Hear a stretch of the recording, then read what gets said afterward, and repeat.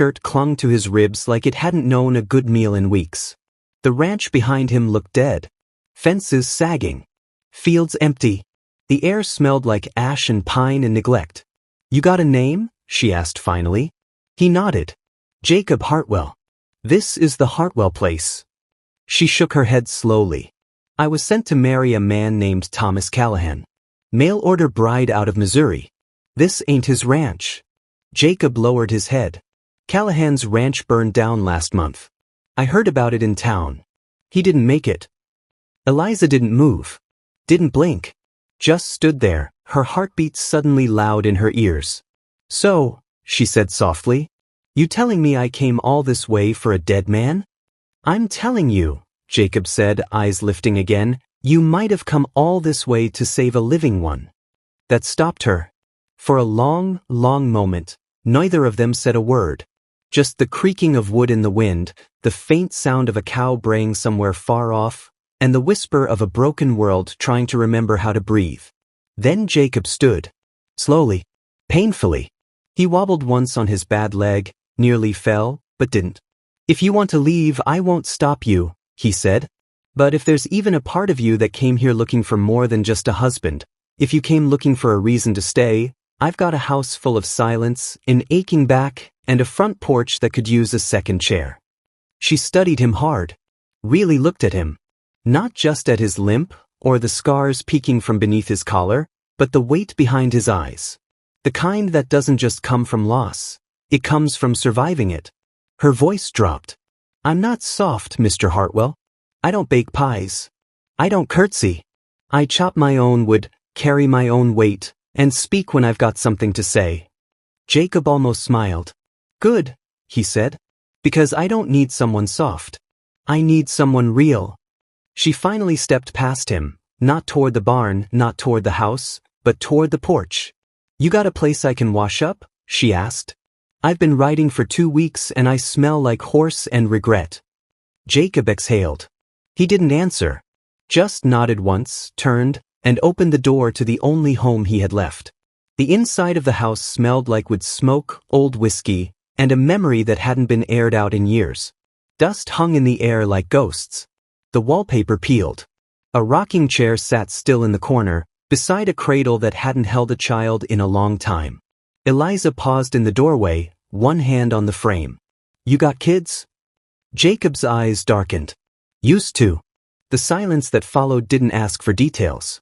And she didn't press. She washed her hands in the kitchen basin. The water was cold. The soap cracked. But it felt good to scrub away the road. Jacob brought her a towel, his hand brushing hers when he passed it over. He didn't apologize for the touch. And she didn't flinch. They ate in silence. Leftover beans and dry bread. He poured her tea with a hand that trembled just enough to spill a few drops. She didn't point it out. Just drank it down like it was the finest cup she'd ever had. When the meal was done, Jacob pushed his chair back, wiped his hands on his trousers, and looked at her. "I won't ask you for anything more tonight," he said. "But if you'd consider staying till morning, I'd be grateful." "Where would I sleep?" "Spare room. Across from mine. Door locks from the inside." She nodded once. He rose, walked to the hallway and pointed. "There's fresh sheets on the bed. They belong to my wife. I washed them last winter." Eliza stood, picked up her carpet bag, and stepped into the hallway. She didn't look back. Didn't say goodnight. Just walked. But before she closed the door, her voice floated back to him. "I'll stay the night, Jacob Hartwell. Maybe 2. But I'm not here to save you." His voice came back steady. "No," he said. "You're here to save yourself." She closed the door. And in the dark, under the weight of 2 broken lives colliding by mistake, the silence finally started to crack. The wind picked up sometime in the middle of the night. Eliza lay awake, listening to the shutters rattle and the dry groan of timber shifting in the cold. The sheets smelled faintly of lilac. A woman's scent. Not hers. She stared at the ceiling, blanket pulled to her chin, and wondered how long it would take before she became a memory too. She didn't sleep much. Just as dawn cracked its first pale line across the eastern sky, she stepped barefoot into the hallway. The house was still, except for the low crackle of a dying fire. She passed Jacob's door. Silent. She kept walking. Out on the porch, the world looked frozen. Frost clung to the rails. Her breath clouded in front of her face. She stood still in her long underdress, arms crossed tight, until she heard the door creak open behind her. "You always rise with the sun?" Jacob's voice was rough from sleep. "Habit," she said. "Back home I used to do the chores before the men woke up. Gave me space to breathe." He nodded, stepping up beside her. He didn't stand too close. Didn't try to make it something soft. Just stood there, same as her, staring at the frost-covered yard like it owed him an apology. "You sleep?" she asked. He chuckled once, dry. "Sometimes. Never peacefully." "Me neither." A quiet passed between them, not awkward but familiar. Like two people who'd known pain long enough not to fear silence. Jacob pointed toward a weathered patch of land past the barn. 5 wooden markers stood there, crooked from wind. "My wife's buried out there," he said. "Along with our son." He was 4. Eliza didn't look away. "What happened?" He exhaled slow, like the air cost him. "Fever came through 2 winters back. Took them both. I was away trading livestock, didn't make it home in time. When I got back, they were already in the ground." His voice didn't break, but his jaw clenched hard enough to tremble. "I'm sorry," she said. "I'm sorry too," he replied. "Every damn day." They stood in silence again, both knowing some things can't be healed. Only held. Later that morning, Eliza tied her hair back, rolled up her sleeves, and grabbed an axe from the shed without asking. Jacob tried to stop her. "You don't have to." "Neither do you," she snapped, and then softened. "But if I'm eating here, I'll earn it." So she chopped wood. Her arms moved like they'd done this 1,000 times. Jacob watched from the porch, stunned silent by the grace in her strength. She wasn't delicate. She wasn't small. But she moved like a force of nature, like something the world had tried to bend and failed. That afternoon, they repaired a section of fence together. Jacob limped through the mud, hammer in hand, while Eliza held the beam steady. At one point he slipped on the frost, fell hard onto his bad leg. He swore under his breath. Eliza reached for him. "I got it," he grunted. "Let me help," she said, not offering again, just grabbing his arm. He flinched at the contact, but didn't pull away. She steadied him. Strong, solid. When he was upright, he didn't let go right away. "I can't remember the last time someone held me without flinching," he muttered. "I can't remember the last time I wasn't afraid of crushing someone," she said back. They laughed, quietly, awkwardly, but it was real. That night, over a simple stew, Jacob told her about the war. About the screams in the field hospital. About the sound a man makes when he knows he's going to die. About how he stopped praying after Gettysburg because it felt like God had turned his face away for good. She didn't interrupt. Just listened. Eyes steady. Breath even. When he finished, she stood, walked to the cabinet, and pulled out a bottle. "Whiskey," she offered. "Been 3 years," he said. "Make it 4, she replied, sliding the bottle back into the cabinet. "We're still standing." He smiled for real this time. Later, he found her sitting on the porch again, wrapped in a shawl. Stars like pinpricks in the black sky. "You think people like us get second chances?" he asked. Eliza didn't answer right away. She looked at the moon. "I think people like us don't get many first ones." He sat beside her, close enough to feel the heat of her shoulder. Then, out of nowhere, he said, "You make this place feel like it's breathing again." She swallowed hard. "Careful, Jacob Hartwell. You keep talking like that, and I might think you want me to stay." He didn't smile this time. Just stared forward. "I do." Silence. "I don't need a wife," he said. "Not just to fill a room. I need someone who won't run when it gets ugly. Someone who knows what it feels like to be forgotten. Someone who sees the mess and stays anyway." She turned to him slowly. "You barely know me," she said. "I know enough," he said. "I know I ain't scared of your size. I'm scared of you walking away." Eliza blinked. Her throat ached. No one had ever said that before. She looked away. "Don't ask me to be soft," she whispered. "I'm not," he said. "I'm asking you to stay." The night wind carried the words like prayer. And Eliza, for the first time in her life, didn't feel like too much. She felt tough. But inside, by the fire, something stirred. A photograph on the mantel. A letter half hidden under the edge of the frame. Paper yellowed at the corners, folded so many times the creases looked like scars. It would be the thing that changed everything. Not tonight, but soon. And when it did, everything they had begun to feel would be tested by the past neither of them had fully buried. Because ghosts don't stay buried on land soaked in grief. They rise. And they remember. The storm rolled in just after midnight.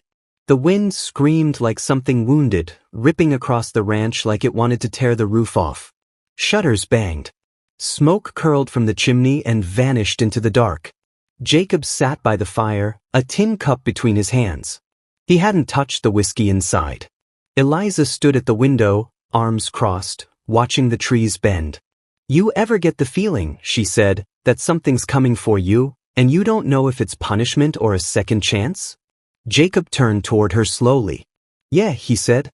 "I've had that feeling every day since I came home from the war." The fire popped. Sparks jumped. That's when she saw it, out of the corner of her eye. The edge of a letter sticking out from under the frame on the mantel. Her name was on the outside. Not hers, the other woman's. She didn't touch it. Not at first. Just stared. "Jacob," she said carefully, "who wrote that?" He looked up. His face drained. "I was gonna tell you," he said, voice low. "I meant to. I just didn't want it to ruin." She stepped forward, picked up the letter, unfolded it with slow fingers. The ink was faded, the words short and final. "If I disappear, it's because he made me. If anything happens to me, promise me you'll protect our boy. Jacob doesn't know what he does when he drinks. But I see it. He doesn't remember." Eliza's hands shook. She turned, her face white. "You told me she died from fever." Jacob stood fast. "She did. I swear to you. This letter says otherwise." "I didn't hurt her," he said, voice cracking. "I don't remember everything from that night, but I'd never." She backed away. "You lied." "No," he said. "I buried her. I mourned her. But I never raised a hand." Suddenly, a knock at the door. 3 hard raps. Like judgment. They froze. Jacob reached for the rifle above the mantel. Eliza moved instinctively, placing herself between him and the window. Outside, a voice. "Evening, Hartwell. Heard you were playing house again." Jacob's blood turned cold. "Danner," he whispered. Eliza didn't know the name, but she knew the chill in Jacob's face. Danner spoke again. "Why don't you invite me in? It's cold out here. And I got questions about your new woman." Jacob stepped to the door, rifle loaded, breath unsteady. "You come here to stir ghosts, you're too late," Jacob growled. Danner laughed. "I came to finish what your memory can't." Eliza looked from Jacob to the door. "Tell me who he is." "He worked this ranch once," Jacob said. "He knew my wife. Too well." Danner's voice cut through the storm. "She didn't run, Hartwell. I made her run." Eliza's breath caught. The door exploded open. Jacob fired. Danner rushed him, tackled him hard. The rifle clattered across the floor. Eliza screamed. Chairs shattered. Danner had a knife, long, rusted, hungry. He swung toward Jacob's throat. Eliza grabbed the fire poker, brought it down with everything she had. The sound of metal on skull cracked through the room. Danner dropped. Jacob crawled back, panting. Blood dripped from his lip. Eliza stood over the body, poker still raised, shaking. "You remember now?" she snapped. Jacob coughed. "I remember enough." Sirens would have been too modern for this story. But in that moment, salvation still came. The sheriff, drawn by the shot. Neighbors. Lanterns glowing in the dark like fireflies of justice. Danner lived long enough to confess. He'd killed Jacob's wife in a jealous rage, made it look like she vanished. He knew Jacob would blame himself. Knew his drinking made him forget. So he waited. And when he saw Eliza, tall, proud, loved, He came back to ruin the second chance. They took him away in chains. And still the storm howled. Jacob sat on the porch, head in his hands, as morning broke slow across the sky. Eliza came out with a quilt draped over her shoulders. He didn't look at her. "I didn't deserve you," he said. She knelt beside him. "Maybe not," she said. "But neither did she. And she stayed." His voice cracked. "You think you could ever forgive me?" "I think forgiveness ain't about forgetting," she said. "It's about standing beside someone who's choosing to be better." Jacob looked up at her, eyes raw. "You're not just strong," he said. "You're salvation." She took his hand. Weeks passed. The ranch healed. And one morning, under a sky so blue it felt like a new beginning, Jacob led her to the hill behind the house. The grave stood still, quiet. He placed a single rose on his wife's marker.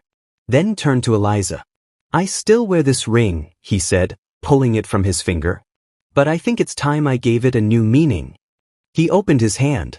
Inside, a different ring. Simple. Beautiful. "I came here to bury the past," he said. "But I'd rather build a future. If you'll have me." Eliza didn't cry. She just nodded once. "Yes," she said. "I will." And for the first time in either of their lives, love wasn't something they feared. It was something they chose. Because sometimes the wrong ranch is exactly where you were meant to be. And sometimes the giant bride is the only one strong enough to carry what a broken cowboy can no longer bear alone. If this story touched your heart, if you felt the weight of their silence, the pull of their pain, and the healing in their love, then you're exactly why we tell these stories. Here on this channel, we bring you powerful frontier love stories like this one, about broken people, second chances, and the kind of strength that doesn't come from muscle, but from heart. So if you haven't already, hit that subscribe button and turn on the notification bell, because the next story might just be the one that speaks directly to you. And we'd never want you to miss it. We'll see you in the next one. Until then, keep believing that even in the wildest storms, love still finds its way.